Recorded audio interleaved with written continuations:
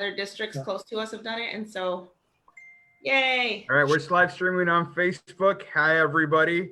I'm going to bide my time just a little bit because I'm just making sure that everything's redirecting appropriately. But it says that we're live streaming on Facebook, so I just assume we are.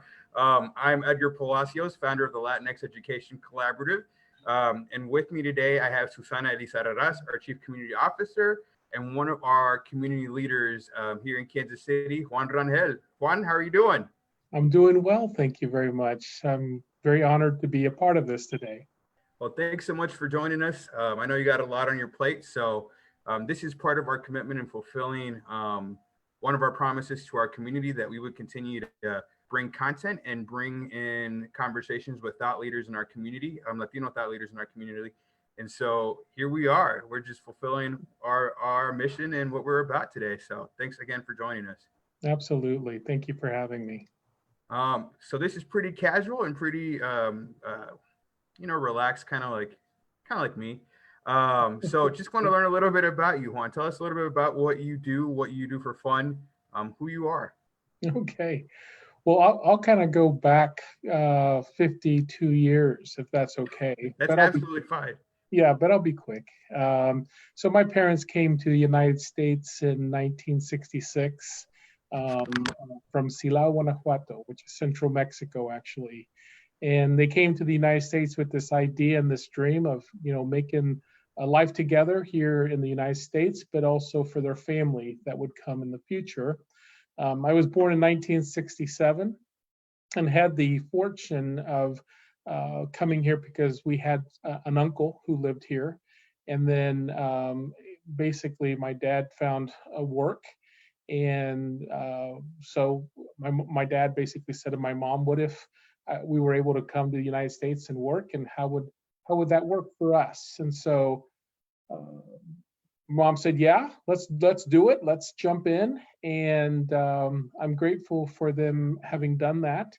And of course, a path was set for our family. So they came into this country not knowing English, lower education, didn't have degrees or any of that, but were hard workers and laborers. And their idea was that they would definitely work hard and find a way. So, and this was my dad. My dad would often say, we suffer so that our kids don't have to suffer in the future. So that being said, we lived in South Kansas City, so that would be near 47th and Paseo. We lived in an apartment. When I was a year later, we moved over to Argentine, Kansas. We lived off of 7th and Central, and then ended up going north of the river when I think I was 7, 8 years old, and that really was where kind of the formation of my, kind of getting settled and getting into a school system and getting an education. We maintained our relationships mostly on the west side community of Kansas City and Argentine, Kansas, with a lot of family friends. And one of the things that I always kind of noticed was kind of the difference when I would go back into those communities and things that were going on, as compared to going to school north of the river in the North Kansas City school system. And those things were, for example, pregnancy wasn't something that I saw. Dropping out wasn't something that I saw. At that time, gang movements were starting to kind of move and get bigger. And so even some of my family friends, that was some of what was going on. So hence I see a surrounding where I'm going to school, predominantly white school, 2,500 students. I was in a class of 500 students. I was one of very few Latinos in my whole high school and African Americans. And so, but one thing that I can go back and remember in that is that I was kind of a product of my environment.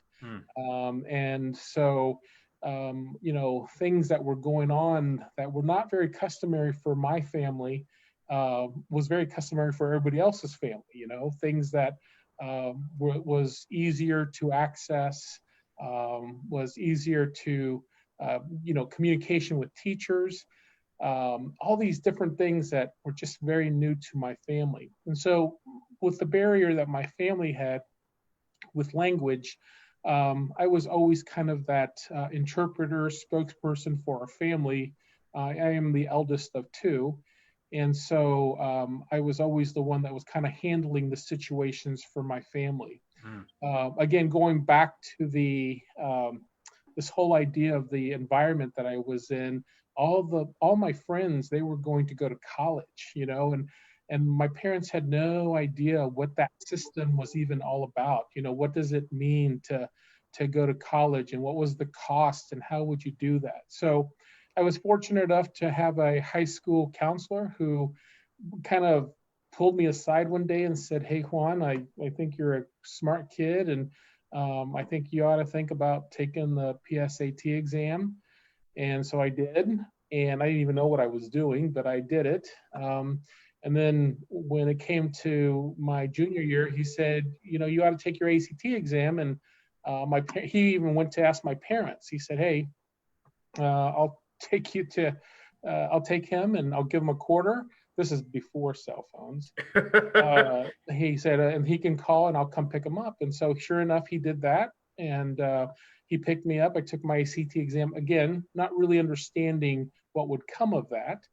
And then ended up, you know, taking the test. And then the same counselor said to me, "Hey, Juan, what college do you want to go to?" And of course, I had no idea.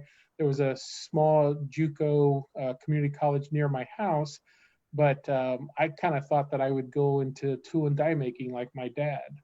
And so he said, "No," he goes, "you have options. You ought to think about this." And so he ended up taking me to college to visit his son. It was a parents' weekend up at the college. And so I went and had the opportunity to see things that I'd never thought I'd see before in college. And I was like, wow, you can be young and free and learn and do all these things. And so it was exposure. So I would say that's the other thing is, you know, I talked about earlier about being in an environment. The next piece of it for me would be exposure that I want. I think is important for our families, our Latino community to have. So I ended up going to college there. It was the only college that I went to. I had a cousin that ended up going to school there. I went to school there because that was the only thing I knew. So I went to Northwest Missouri State University, home of the Bearcats, national champions in basketball and football, you know, go Bearcats. And so all that to say is that, you know, even going through college was a new dynamic for me. It was something that I had to kind of figure out. What did that mean, kind of being on my own, money that I needed? My parents could support me so much. And so I go back to my high school counselor who opened a path for me. But along with the path, he suggested that I take those exams, the ACT and the PSAT. And then he talked about the National Hispanic Scholarship Fund and the Greater Kansas City Hispanic Scholarship Fund. And it was because I took those tests and because I listened to him and because of his support that I was able to go to college and get a lot of financial support. Now, my parents also helped and they did what they could. But if it wasn't for that additional support and that knowledge that my parents, again, not because they didn't want to help me, they just didn't know how to help me, right? So, so I went through 4 years of college, ended up graduating.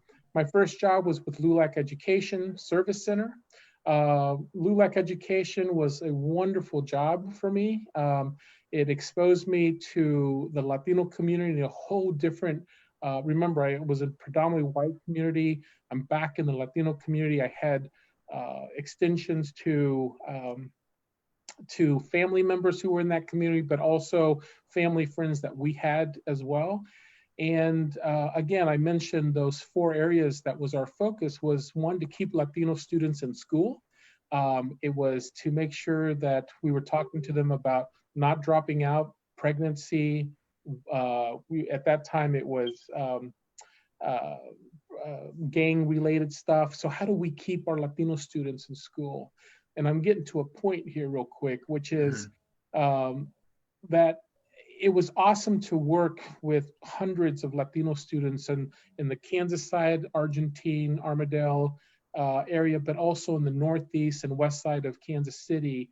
And it's awesome to even see those students now, a lot of them who have become professionals and have done things that they're proud.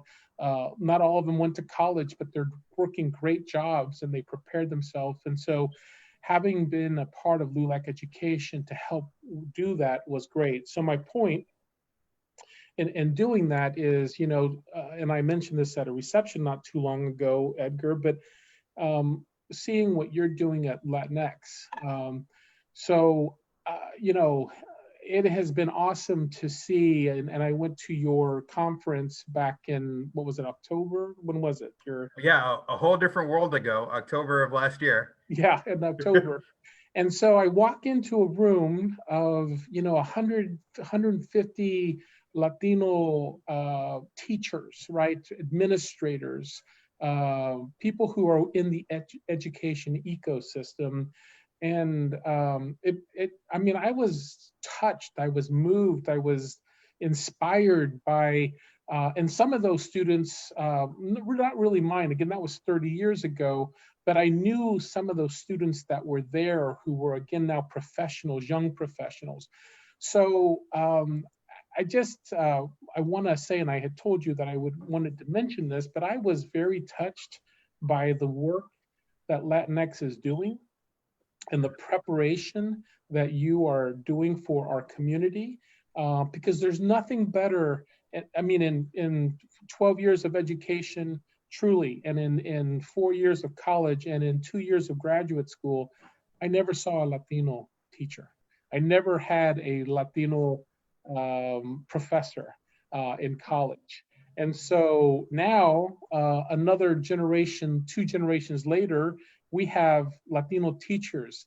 We have Latino administrators. Think of SVN, for example, Nicole Goodman. I just love the fact that, here is a Latino woman who all these students get to emulate and see that. And I didn't have that, and it didn't hurt me in any way, but Right. how great would it have been to have that kind of mentor to see, someday I could achieve that.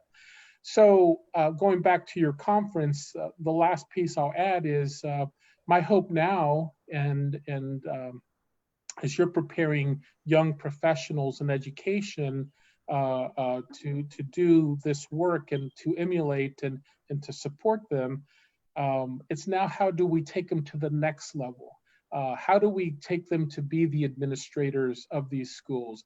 How do we make sure that these Latino individuals are board members of our school board? I know we have Manny Abarca and we have Rita Cortez, and we have some great representation, but we need more. Our school boards and our charter school system, they need Latino folks that are prepared, that are showing there. And so for me, it's about how do we plug the Latino community in different areas, right? And again, you don't just have to be a teacher, staff person in school, SPED, all these different areas where we're preparing young Latinos and not even young, people Right. of all ages to help be a part of that education system. So since I left LULAC, I would tell you that was the best job that I had as a starting out. I went from there to the National Conference of Community and Justice, so where I was very Latino centric for a couple of years, or 3 years actually. I go into this organization that their mission is to fight racism, bigotry, and bias. And all of a sudden, I'm getting into issues of the African American, Black community, Native American. We're starting to talk about LGBT issues, all these different things. And I'm just thinking, wow, these issues that I was facing as a Latino young person, young professional, these are things that other communities are also facing. So it was a great transition from, again, a Latino-centric organization to jump into a multi-ethnic, multi-gender, multi-everything, right? To be able to see that.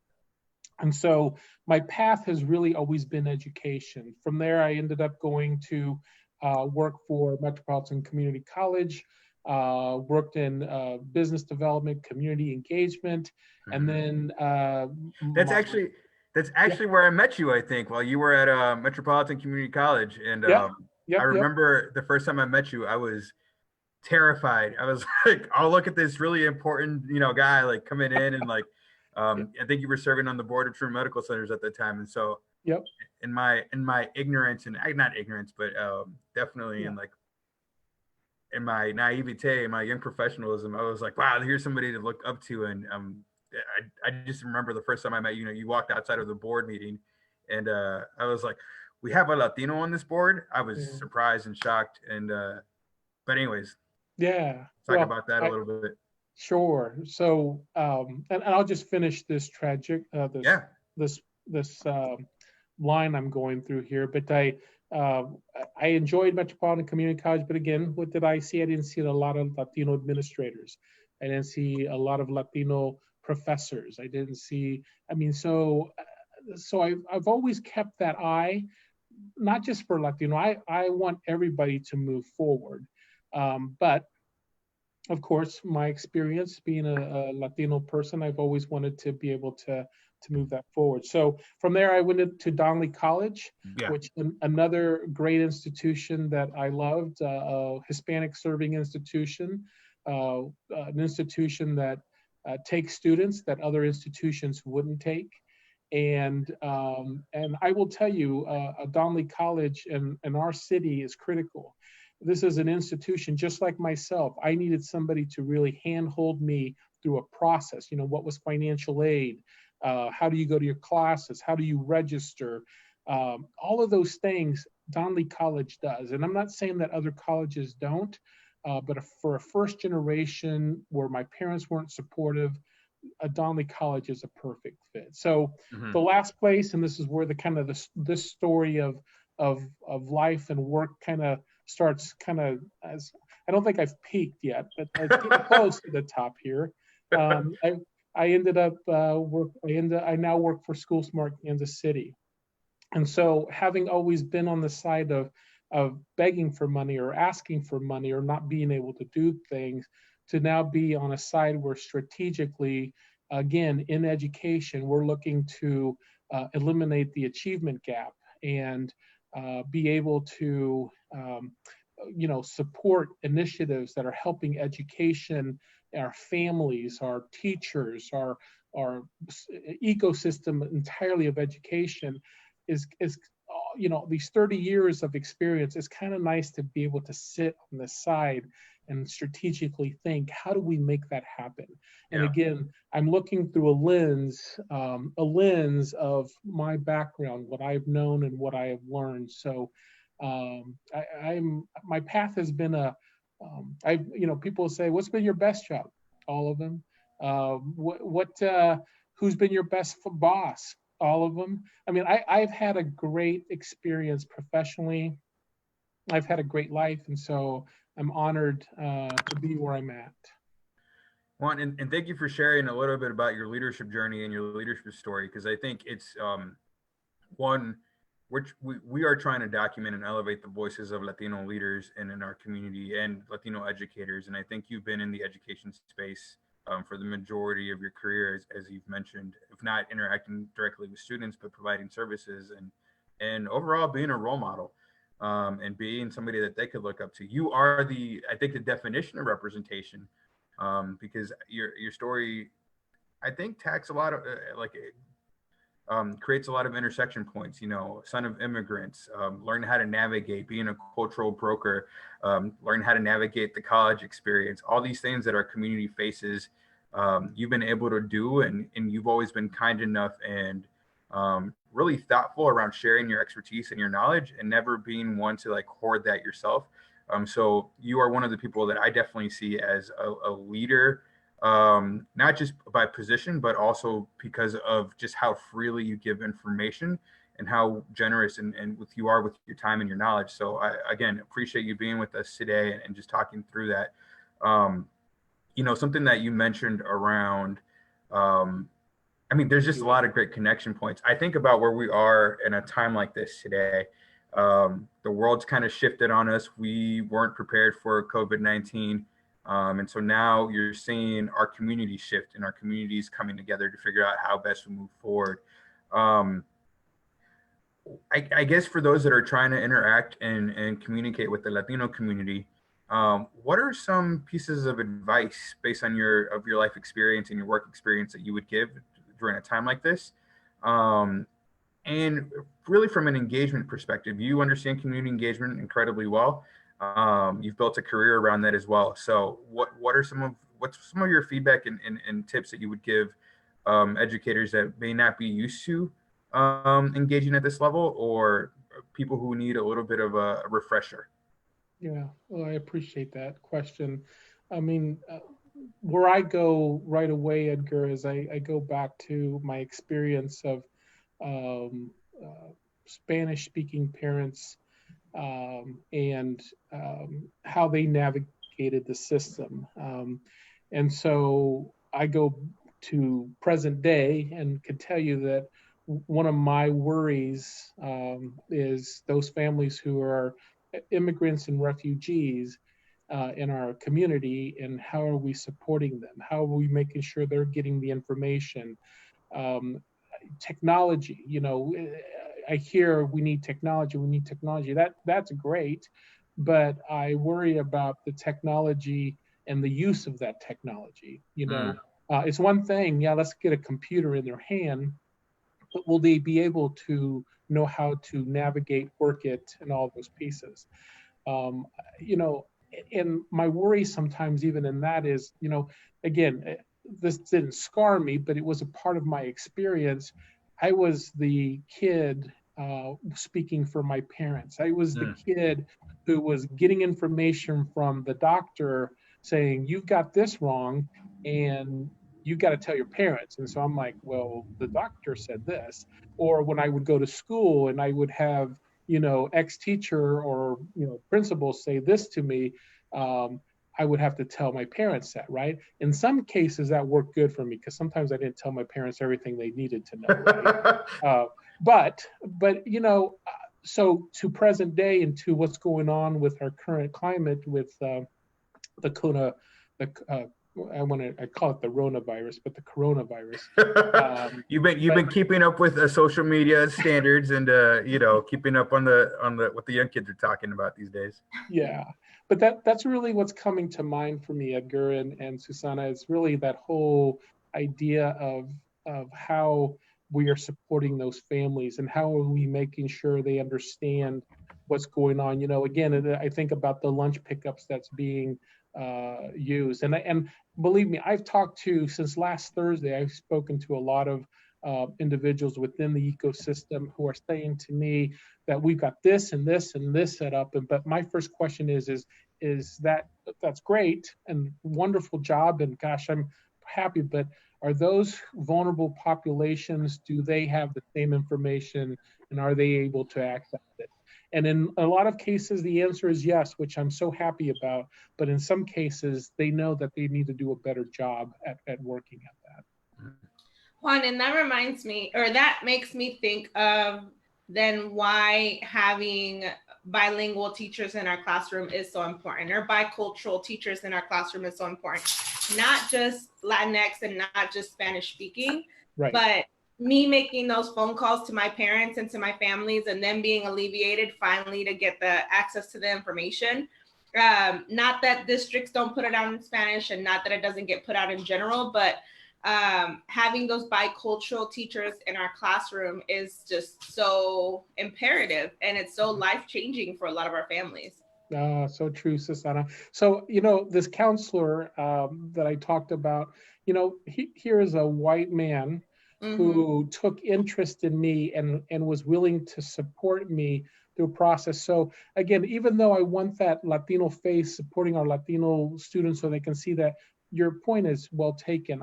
It's really anybody who's going to make that effort. My parents always said, there were people that were always trying to speak Spanish to them. And my parents would say, we don't understand what they're trying to say to us, right, but gosh darn, we really appreciate the effort that they're making to communicate with us. And so, yes, excellent point. And Juan, we also know that representation, actually, the data backs this up, improves educational outcomes for all students. And so it's not just a teacher of color or a Latino teacher is going to help a Latino student. It actually, the diversity in the workplace, in the classroom, in the building, in the school building, actually helps elevate the educational outcomes of all students. And so I always like to be clear about that too, because people often are like, are you just advocating that we segregate schools, so to speak, and we have Latino teachers for Latino students and Black teachers for Black students? And in fact, as we are seeing today, that we are really a globalized society. And so how are we preparing our students to interact with an incredibly diverse world? Not just in terms of race and ethnicity, but like thought and experience and background and all these other things that come into play. Which I think is important to highlight. The other thing that you mentioned, which I really love the way you worded it, was like, I didn't have a Latino teacher, after a certain point, and it necessarily didn't hurt me, right? So that reminds me of something I talk about too, around like, I had plenty of white educators growing up, and I turned out okay, right? And so this is not this is not an admonition of white teachers, but really the highlighting of really something that's incredibly interesting. 25% of our students in K-12 today identify as Latino. That number is going to grow exponentially in the next decade. But only, I think, 8% of educators nationally identify as Latino. And so we have some work to do in order for us to be representative, or be represented in classrooms and school buildings and administrations when it comes to that. So that's kind of what we're working to do. And I will say, like, this work would be impossible without your efforts and your previous efforts. I think that as a younger organization, it's easy to forget that there are people that have come before you and done this work. And so I hope that our community sees this as an evolution of that, and as like a taking of the torch and saying, like, we are here and we're going to continue to support these initiatives because they're critically important for our community. Well, And so, yeah. So, it makes me think, and I'm going to do a shout out to my mom. I know she's not watching, but to my she will mom. be, trust me. Yeah. Okay. So, but my mom would say often, and she'd say it in Spanish, so I'll say it that way. And this, you'll hear me say this often, but she would say, "Dime con quién andas y te diré quién eres," which translates to "Tell me who you're with, and I'll tell you who you are." And so, again, in your efforts, Edgar and Susana, that the Latinx Education Collaborative is doing, you're building a whole nother generation here. And so one of my pushes for you and pushes for what you are trying to do is, how do we prepare them for that next level? And again, not just Latinos, I want to see people of color in general in these positions of authority and power, and give them the opportunity to speak for people that they know and understand, right? So again, I don't discredit any other else, or our white males, females, people in our community, very critical. But again, I say to you, I had a white male who took interest in me, who helped me navigate a system, right? I think we should all be doing that for everybody. Absolutely. I think something that you mentioned, which I think is really powerful, is this concern around technology. And this reminds me, Susana, of our conversation with Dr. Garcia, I think last week. Was it last week? I think it was last week. And how he looked at the world he was talking about time as a superpower. And now that we have what we deem excess time, right? Or, our time has shifted, that we see that as an opportunity to engage in learning in a very different way. And he reminded us that, it can be as simple as turning on the radio and listening to different languages. And it can be as simple as like, earlier today, I was talking to an educator, and they were talking about creating an alphabet museum. So going through the alphabet and like picking the items in the home to kind of just practice that kind of learning, that, and so I think it's critically important to also remember that like our communities have been educating us without technology and doing a fantastic job of that. So Susanna, I don't know if you have any thoughts on that as well. Yeah, and I think one of the things that's coming to the forefront for me as I start to do this work virtually and with my team, with my school, is that we have some really intelligent and just powerful people in our schools that are willing to take the baton when it's time for that to happen, and all the ideas that I've heard in the last week from educators that are just so outside of the box. I mean, if a pandemic like this has met its match are teachers, because like we have not been letting it get us down. I've heard just countless and countless ideas for how to gain access to our kids and to our community, despite all the barriers that are now put in place. There definitely is a concern of technology, as Juan, you mentioned. And so I appreciate the efforts of the districts, the local districts, and the local schools that are that are doing what they can to provide that access. But I'm just so impressed by all of the educators who I've talked to that just have so many ideas. Yeah, I love that. I love hearing that. And you and I were having the conversation before, we started. I've received a lot of anecdotal information from various people, but I appreciated what you're seeing, the support that you're seeing from the school district, to the support that you're getting from your colleagues, as you just brought up. All that very, very important. So I'm so happy to hear that. And you're right. In a bad situation, many good things can happen. And I think that that's what we're seeing. The human element is coming out. There's goodness in bad as well. So that makes me happy. Mm-hmm. So Juan, as this inspirational leader in our community, what are you looking forward to in the days to come? What's, I guess, just to ask a little bit, what's been your experience, transitioning into a more virtual environment, and what do you think are some of the exciting things that you see happening within our community because of this time? Yeah. So, and we have a daily check-in in my office, and we're talking about that. Kind of a mental health check-in. What are you doing? And so, I'll speak. I won't mention names, but I have some of my colleagues who are doing yoga for the first time. They're spending time around their religious belief and what it is that they want to honor in that time. Time with their families. You see, and I can even say in front of here where I live, I'm seeing families walk, where I wouldn't have seen that. For myself, I would tell you, it is, sitting down for dinner. We're going. And so we're making sure that we're having breakfast, lunch, and dinner together. And we make sure that we unplug for at least an hour to 2 hours a day. It's not always loved, but it is very important. But we're just slowing down, reading a book, watching TV together. It's again, that's some of the good stuff that's coming on.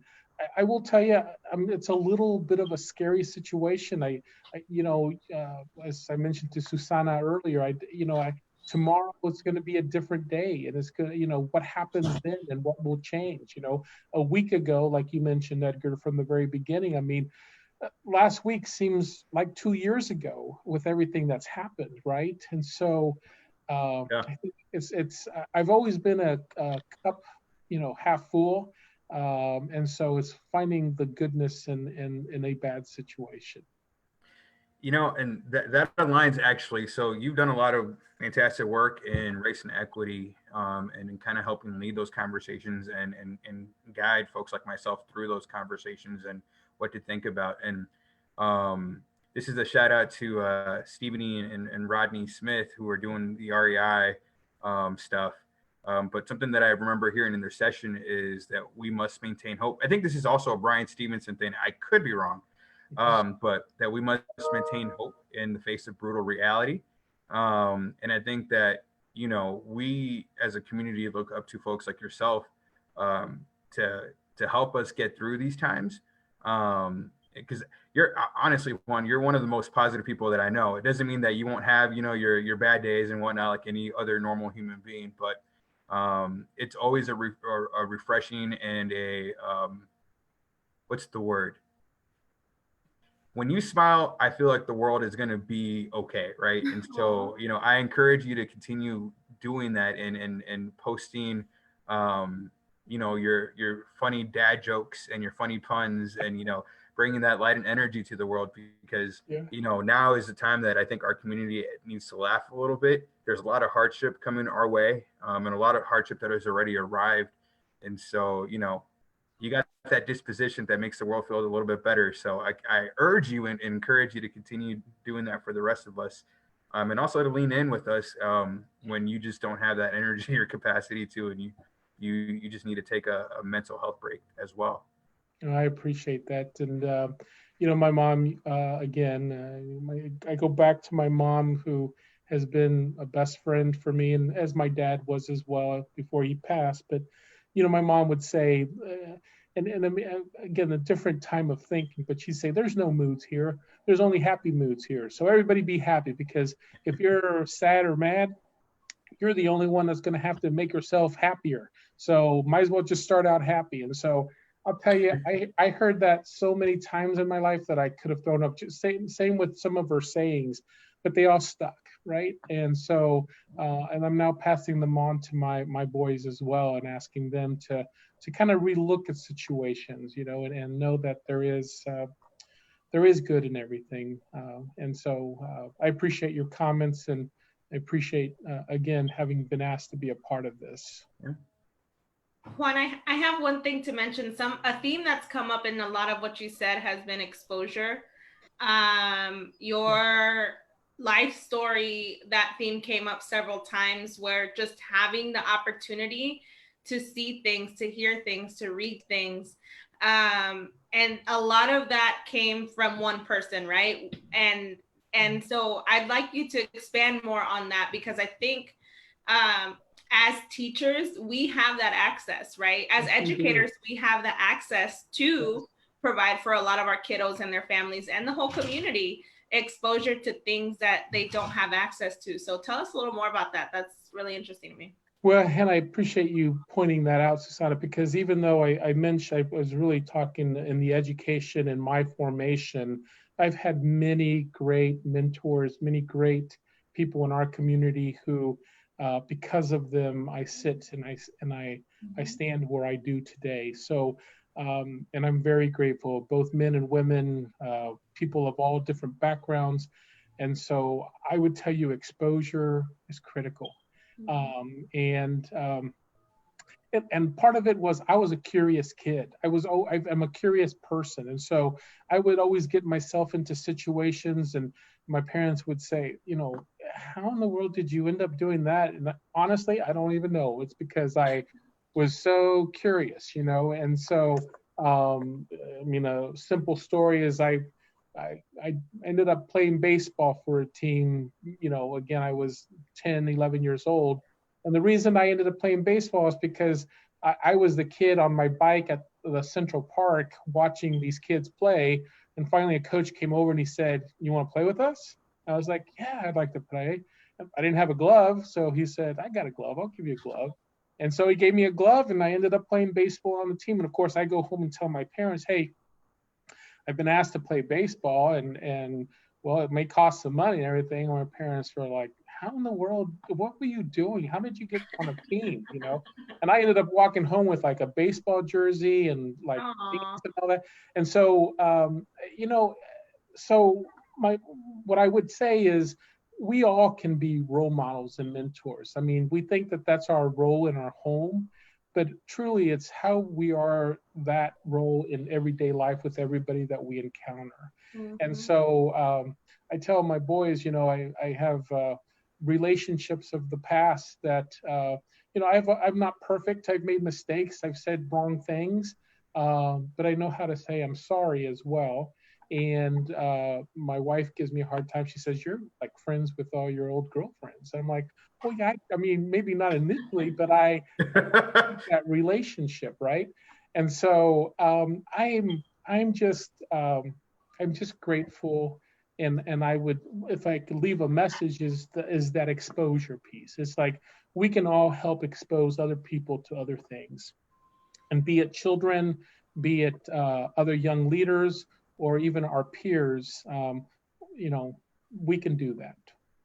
Well, Dr. Garcia, sorry, Edgar, but Dr. Garcia last week talked a lot about that, about this being a perfect opportunity for us to have the time to expose our kiddos and their families to things. I mean, I can't take my kids to the Smithsonian, right? But right now, the Smithsonian has free virtual tours, and I can't get all my kids into Harvard right now. But right now, Harvard has lectures for free online, right? And so that exposure of college, of the world outside of Northeast, the world outside of Kansas City, right?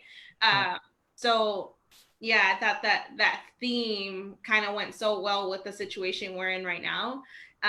Just what the opportunity we truly have to expose our kids to things unimaginable, even to us, Yeah, no, well said. I'm not sure I could add anything to that. And I will say that, it's not just the Harvards of the world as well. It's also, I think there's a lot of opportunity to engage students right now with resources and community organizations that they may not have been exposed to as well. Like, let's say the Nelson or Maddie Rhodes, the art gallery, right? And places like that, or Guadalupe centers, other resources that they may not have access to, but now is the time to connect with those organizations, because I know many of them in our local community are figuring out ways to create those virtual access points for our students. Well, we are coming up on time, Juan. I promised you that we would be done by 5:30, and I don't, I like to stay on time because you're busy out there saving the world from itself some days. Susana, I always, this is a new tradition for us, and so I always give the final word to the educator. But before I go there, Juan, tell me a little bit, for I guess just a quick reminder to our educators that are dealing with immigrant families and may not have the EL support that they've had, or maybe looking for different ways to communicate. What are some suggestions that you might have for educators that are just learning how to communicate differently, and some advice on that? Well, I think I go back to what I've already shared, and that is, my parents, there were a lot of people that reached out to my parents who my parents had a hard time understanding, right? And, but my parents, even though they would comment amongst themselves, I have no idea what this person's talking about. What they appreciated most was that they made the attempt. And so I would say in that message is to be included. We want to make sure we're included families and everything in all parts of the ecosystem of education. We want to make sure that if there is, we know families aren't understanding, what are we making sure that we do to make sure that they understand what's going on? And there will be families who will take you up on it and they'll run with it. And there'll be families that will say, I don't want any part of it, right? And so, but we have to not forget the child in that process as well, the student. And so how do we make sure we support them, not make that young person the interpreter for the family, the translator for the family, but how do we support that child as well? So I hope that helps answer that question. Yeah. I think that's I honestly try, right? And make that first attempt. It may not be perfect. It may not work. But I do think that you're right. Our families appreciate, I know my parents appreciated when folks try to communicate with them, even though they, at the beginning of my educational journey, they may not have understood what was going on completely, but it always feels a less lonely when somebody gives you a phone call and at least makes the attempt. So that's great feedback. Just start and try and see what happens. So Susana, And be willing to fail. Be willing to fail. You know, it's okay. You know, it's all right. We all make mistakes. We all fail. So I'm sorry, I was cutting into your final comment there. You're Sorry. good. Yeah. Well, Susana gets the final word as an educator. We value educators here at the LEC, and so take it away. Final word. I think I'm resonating on. I'm still processing what you just said, Juan, and about the feedback. I think it's the most important.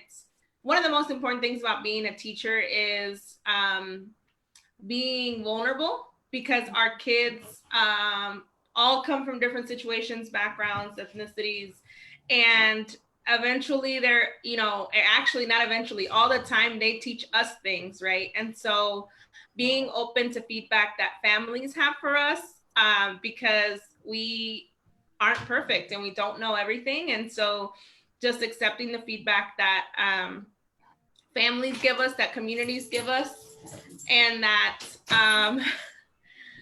our kids give us, I think I said already, but I like that. I'm gonna sit on that for a second. Yeah. Nice. Well, Juan, we have come to the point where we must say goodbye for now. Thank you so much for joining us this afternoon and being in community with us. Just know that you're going to be viral here in the next couple of minutes. So enjoy that, you know, additional 15 minutes of fame that are coming your way. Yeah, I hope the system can support all that. Oh, I mean, that's gonna probably blow up the system. Yeah. You know, our hashtag today will be Juan Rangel broke the internet. And so Nice. with awesome. that, thank you so much. Thank you. LEC community, we hope you're being safe and well, and continue to look forward to us. We're going to be bringing you other leaders as well throughout the next couple of weeks, just to remain in touch. Anything that we can do for you as an organization or as people, we're happy to help support. You should know how to get a hold of us. If you don't, we'll post that as well. But Juan, thank you again. Susana, thank you again. Everyone have a good day. All right. Thank you, guys.